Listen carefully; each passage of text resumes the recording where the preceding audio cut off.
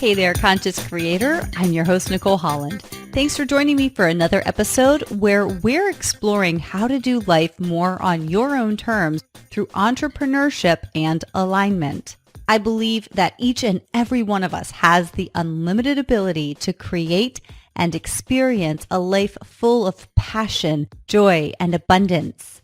Through this podcast, it's my intention that you will find inspiration to support you in stepping up and into your bigger vision. The Nicole Holland Show is brought to you in part by Meaningful Mentorship, my dynamic experiential program for 30 to 50-something entrepreneurs who are ready to leave their current status quo behind and consciously create a more meaningful, fulfilling, and purpose-driven life for themselves and their loved ones. To learn more, visit meaningfulmentorship.com. Please be mindful that this podcast is marked E for explicit because from time to time, we may use language or discuss topics that are not intended for little ears. And now, let's dive into today's episode. While some people hack computers, my guest today hacks humans. Susan Ibitz is a human behavior hacker with over 28 years of experience applying behavior hacking to sales, communication, negotiation, and everyday life. She delivers training and consults on human behavior, micro-expression, body language, deception detection, statement analysis, face reading, and personality types, and has worked in a multitude of fields, including political campaigns, law enforcement, real estate, market research, insurance fraud, matchmakers, and more. And it is such a pleasure to have her on the Nicole Holland Show. We previously did an interview for Fascinating Founders, and this woman is truly fascinating, and I could not let her get away. I had to ask her back to dive more into conversation about who she is and how she's doing life on her own terms. So Susan, thank you so much for joining us again. Thank you for being a repeated offender in this, because once you want me, I always say, it's not who called you first, it's who called you second. Because first, everybody, I don't mess it up the first impression with you, good point. Oh my gosh, it's been so much fun. And I told you after our first interview, wow, I want you as a mentor. And you went to work right away, giving me things to think about, things to do. And it's been a magical start to a really exciting journey. And I'm so excited to share you with more people who may not have heard of you yet. So let's just quickly give them a little bit of a synopsis. I read your bio, but tell people how you are serving and supporting folks these days, if you would. I have an online friend because we met only for one interview 2 years ago, and we exchanged things all the time online. And he always sent me teaser. And he sent a teaser today, says, what is more rewarding, the risk or the outcome? And it says, oh my God, you have been talking to my partner like I work better in high stakes. And somebody else put like, well, what is adrenaline junkie? Like, no, let's be clear. I know a lot of people who are hostile negotiators and lawyers. They're domesticated cat. That's me. In my personal life, you see my cat all over the place. I'm living outside. And like, I'm not a networker. I don't go clubbing, things like that. But in my job, I'm a fixer. Like this alter ego of women jump when it's work related or high stakes. And that's what I love. That's the reason I work in political campaigns. I live it and I miss it tremendously because I see problems that people don't see. Once I read a book from 1960 which says, nobody asks for a behavior or a problem they're not aware they have. So I have when people says like, I feel like something is not going on good with or either my team, my sales managers or my sales team or the managers on the company or a lawyer have a complicated case and they cannot see through and they need some behavioral perspective. And that's where I jump. That's when the alter ego come to and is this crazy woman who would sometimes retreat to the forest with their cats and walking on the beach barefoot and being happy to doing that. Awesome. And so let's actually talk a little bit about that because you have a magnificent home. You have like, wow, you've wowed me in so many ways about where you live and how you live. And I'd love to talk a little bit about this. First off, as you've told me in the past, you're a bit of a hermit like me. You like your home, you like your cats, you like, I think, controlling your environment maybe, Oh if yeah. I'm not mistaken. And so you've created this magnificent retreat that you live in. And so can you share with us about at what point did you realize how important it was to create this dream home to live in? 3 years ago, I have a friend who does something similar than I do, but she's a hard car lawyer, a trial. And she says, I need a space to disconnect from all this craziness that I do for work every time then I come back home.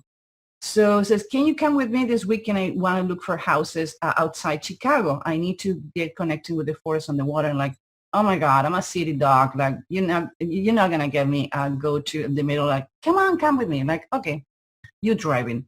And suddenly we drove 35 minutes in this forest and reserve and ecological place built to me. And we went to see a couple of houses and she's like, maybe it's too calm. And at the end of the meeting, I said to the realtor, can you give me a car? She says, I need a house. And my friend says, don't like, oh, I'm moving here.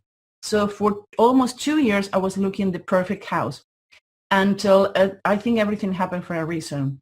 I needed to put my dog to sleep. Then I loved to death. Like my dog was my life. Homer was like, I think is the most intelligent man I ever have in my life. Sorry, guys. He knows me better than some friends. And I needed to put it to sleep because he had terminal cancer. It was crazy because I put it to sleep January 25th, 1101. That's the day that was declared dead. This house came to the market January 25, 1101. And my realtor called me and says, this is your home. That's the house you have been looking for. And says, I'm really sad. Get your thing, get your body in the car, come to see the house. I came to see the house on Saturday, 11 o'clock. 11:15, I put the offer. I closed 2 weeks later. I moved 45 days later. It was like everything that I was looking for. And it was a sign. Just the day the Homer went, this came out to the market. I have a sunroom. It's all glass included in the roof. So I can have my vitamin E. I can be connected and having my happy place when I need to work and things are really heavy. When you have a trial or you work in security or you're working on hostage negotiation situations, not because I am a hostage negotiator doing the negotiation, it's because sometimes they call you, patch you through to hear what's going on. So when I have high stakes situation, I need to be surrendered by home. Second of all, I have 1,600 square feet of studios. So I have 7 studios. I do most of my training online since 4 years ago. So I have lighting as corners and station. I have a room full of furniture and covers and pillows so I can do different station. And upstairs is my house with 3 guest bedroom plus my bedroom and an amazing open living room. The house is mid-century 60. I have everything that I want. Half an acre of land. And my backyard is the reserve forest, so it's never going to be built. So the only thing I need to do is hire somebody to cut my grass sometime. I can hide from the wall. And one thing that I understood when I came here is that I was having problems getting overloaded for information on the city. My condo in Chicago, I love it. That is too near to downtown. I can see the water tower. And every time even went to get a coffee, it was too much people. And I couldn't stop like observing and scanning everything that happened and was too much and I didn't realize. So when I found this house, it's been the most productive work-wise, writing-wise, personally, I grow more in the last 2 years I've been here than the years I have been in the city. So you need to find your retreat on your everyday life. It's not that you need to take a vacation 2 weeks a year. You need to find your peace inner with you who help you to become better. And so before you found the home, so it was clearly a serendipitous event, and as one life ended and one chapter of your story ended, another began. Were you recognizing these things that you thought, I realized that being in the city isn't good for my soul? Or was it something that you found after you made the shift? Like, how did you recognize that a shift was wanted? I live in Miami for a long time, and in Miami, you don't have a city. They're like shopping malls connected with highways. You know, Miami, that's the way. So I was missing the fact to walk to the supermarket or not to need to have a car or just drive because I wanted to go to the suburb to explore the city. So when I got separated and went through my divorce, this is Chicago's home. I was looking for Boston, Seattle, and Chicago. My friends in Boston and Seattle says, no, this is getting too expensive, too crazy, 2-hour commute for a 15-minute drive. So, okay, Chicago worked. I can take the subway. And I was living in Streetville, looking on the lake, really center. And that's when I start feeling like between what I think I wanted and what I really needed. So I went from that huge congested apartment, amazing view, but every time that I went down, all the tourists were on top. I was in the middle. I was behind Oprah Winfrey building and 1 block away from the water tower. For the ones who know Chicago know that is crazy. It's never stopped.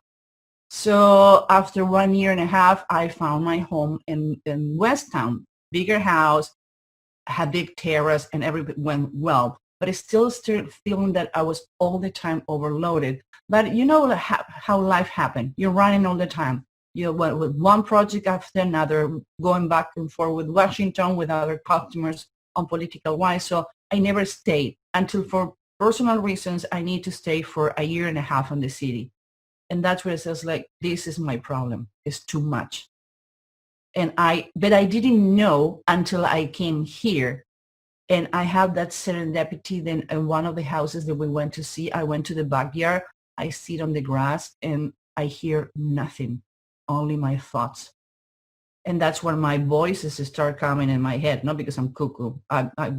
I have a bill of clean for my therapist. It says, your craziness is good, it's safe. You can go to the street. But my voices start talking to me and like, what if you can have both? And not to wait until you're 65 and you're retired to write, because I'm not going to retire. I'm going to semi-retire to write and research. What if it happened now? What if you can do that when you're 45, 46? Why you need to wait? And most people says, oh, when I get retired, I'm going to get this or that. And like, why are you waiting? So I have the chance to do it. I'm doing really good in my job. Thank God, knocking wood. I have the chance. So I have a condo in the city, the office in the city. I go back and forth. And sometimes I even prefer to drive the 35 minutes away from the city to home, even though I'm training, because waking up in the morning, seeing the sunset on the lake and on the forest and having my coffee sitting out there, seeing my bambis and my frogs. I have frogs that allow me to pet them because I've been feeding them for so long. The raccoons come in at night and knock my door. I have videos where they have the raccoons knocking in my window, then I forgot to put the food out there. And that is happiness. Most people says like, you're boring. Like, I'm a tiger in my profession. I'm a domesticated cat again in my professional life. And this is helping me to become better for you as a client and for myself and my sanity. And most of all for my friends. They don't need to put with my complaints all the time. So you've got a lot of different people doing different things. Your company is growing and it's exciting, and you are called to be a witness. You are called to do things as in addition to your trainings and things. So, and then doing interviews and things like this.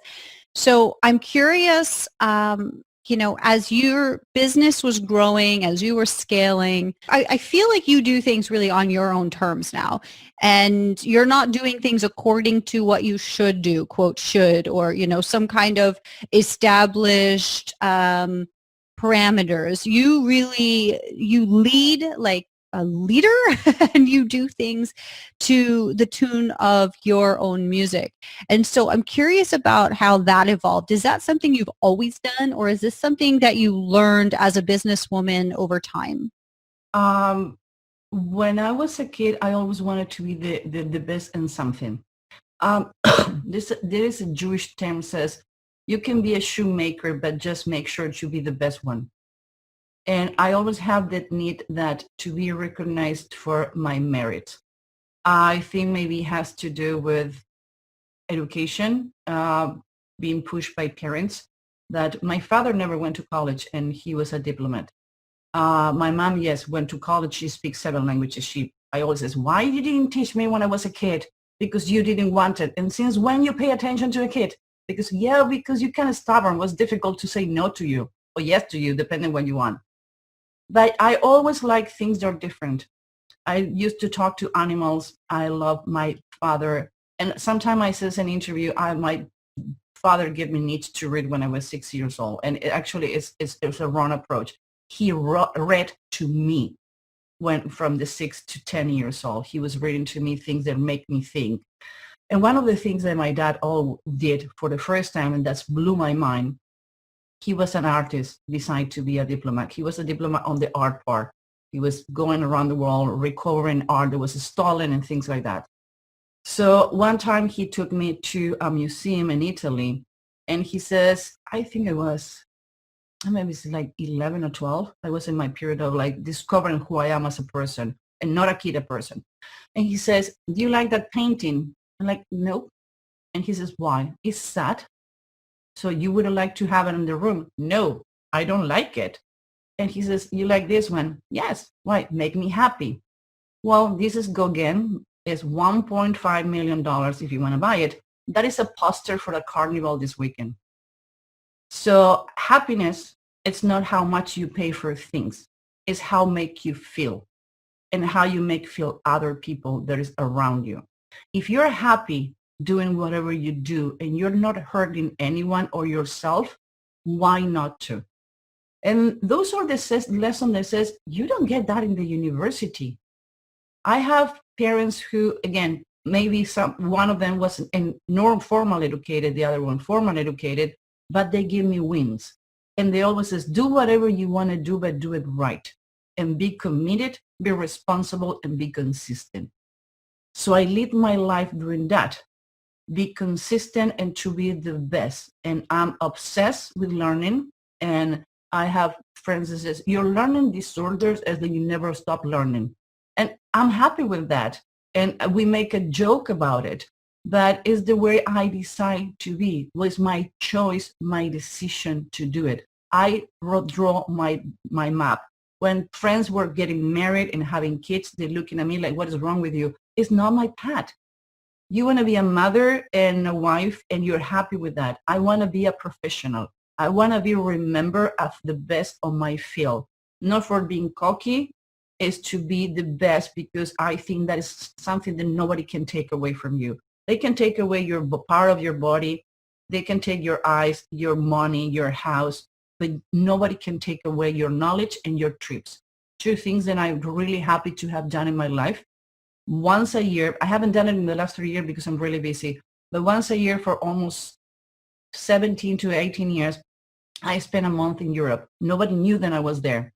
So I was enjoying one city from 8 o'clock in the morning to 4. For the time zone, I was working from 4 to midnight.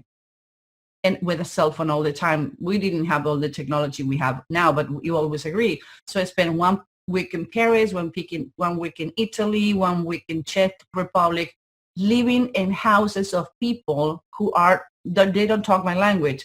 So that allowed me to expand my field, eat local, buy local, and walking on the street. And I always travel with a backpack, my laptop, and 2 pair of shoes, 3 pair of jeans, 5 t-shirts, and discardable underwear. It was amazing because I always come back with my backpack empty. And those are the things that nobody can take away from you. It's cheaper to go a month to Europe and do B&B or hostel.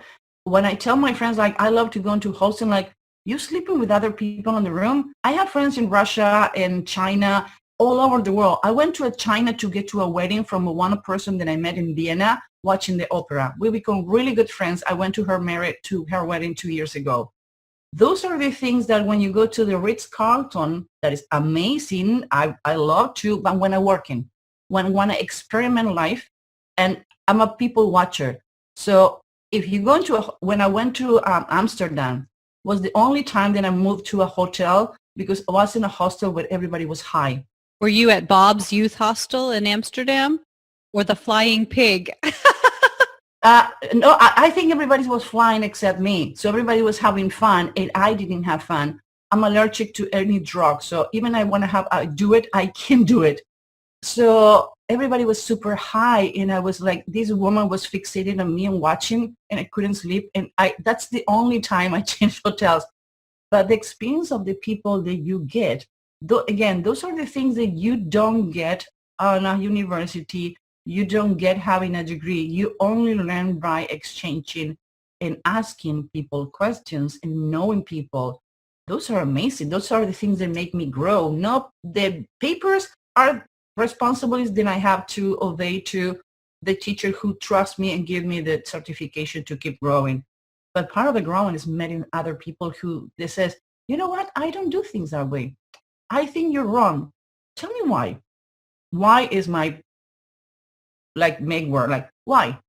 Why? And some people is like, holy cow, I didn't know I was so wrong. I want to keep searching and big discoveries in my life. Like my friend says, come with me to see the house. Like, nah, I'm not gonna go to the forest. Like, what the heck? I'm not Daniel Boone. Like, I'm not gonna be like planting veggies. You know what? I planting veggies. I cut my grass. I have my tulips, my food in my mouth. Oh, I love this. Some of the things that you've mentioned, I can definitely relate to. One of the things I've realized after many, many, many, many wrong hires and some great hires is that, and I didn't really put it together till right now as you're saying that, although I've recognized it, I didn't like really solidify it until just now during what you were saying.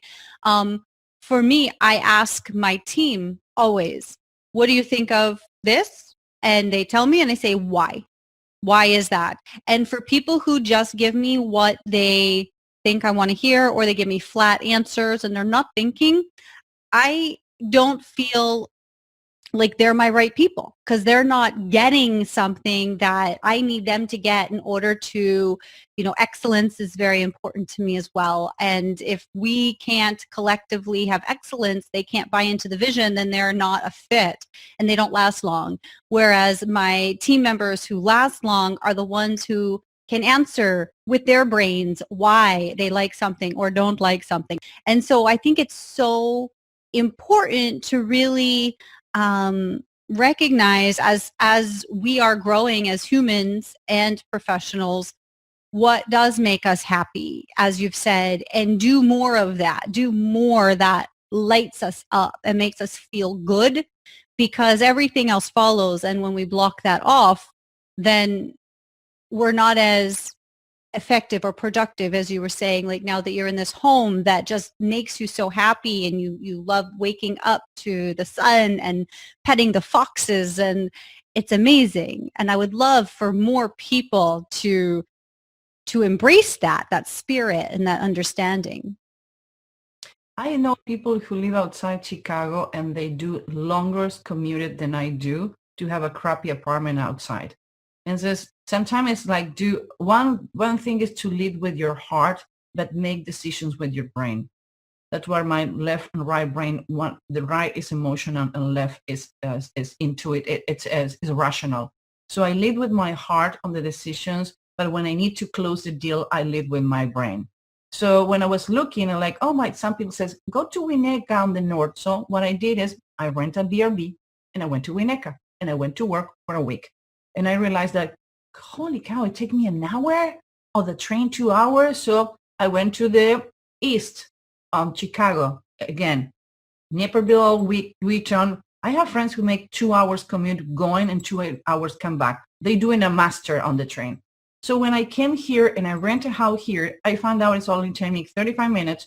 I have free parking on the train. Police is waiting for you on the train as soon as it gets dark. It's free parking. The train is cheaper. Have free internet and drop you in the Millennium Park in 58 minutes.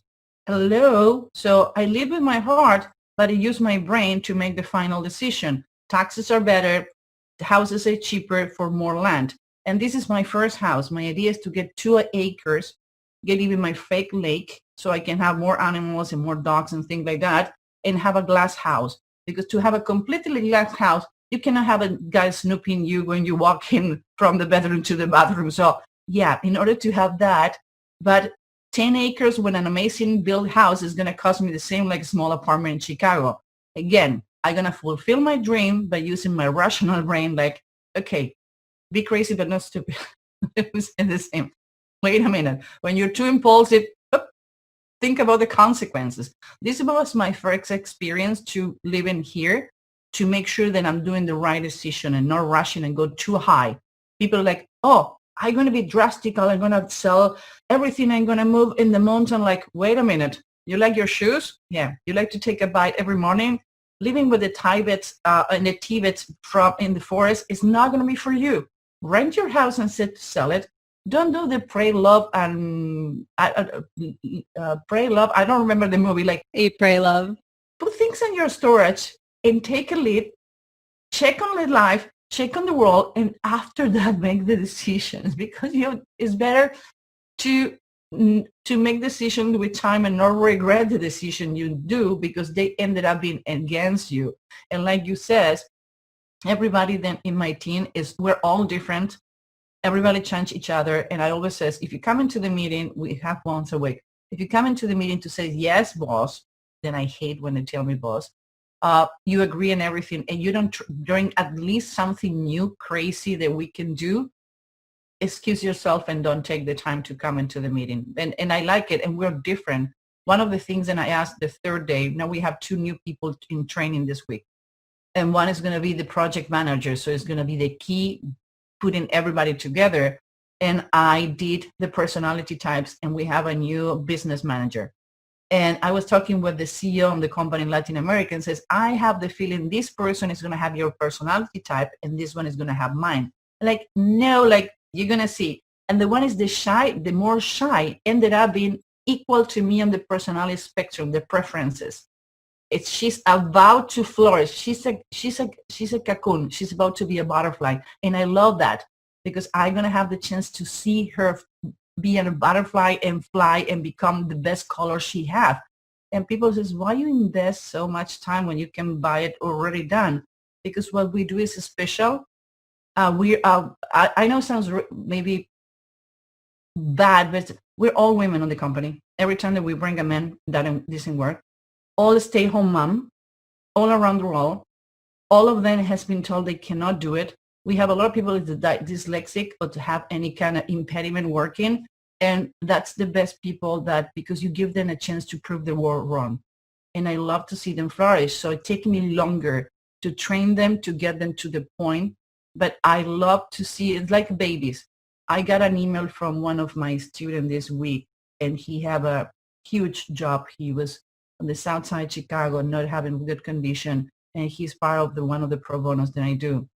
And he suddenly published, he have a huge, like in the financial office, like we're talking about like 6 numbers, really good. And I sent an email saying, hey, congrats, you really deserve it. And he sent me a private message saying, well, I couldn't have got it without you and your class and your help. And I don't remember crying since I lost my dog 3 years ago, but he like, okay. Those are the things that are value at the end of the day. Yeah, changing people's lives. That's what it's all about, right? Yeah, definitely. Susan, this has been amazing. We are out of time. So as we wrap up, I'd love for you to share how my audience can further connect with you and also any final words of wisdom you would like to leave us with. I don't give wisdom because I'm still too young. I'm going to live until 100. So the day I die can be the last one. I can give you advice. Never take a no for an answer. One is to be an adrenaline junkie. Another one is to take high stakes. So always lead to the high. Never settle for the low. You depend on your low and highs. Your highs is the one who make you happy. You don't need to make anybody else happy. It's about you. Second, if you wanna know about us, our consulting company is humanbehaviorlab.com. More than welcome to talk to you. And our online training, the only human behavior online training is humanbehaviorhackerschool.com. If you know, Google me, friend me on LinkedIn. I want to say hello. Amazing. Thank you so much.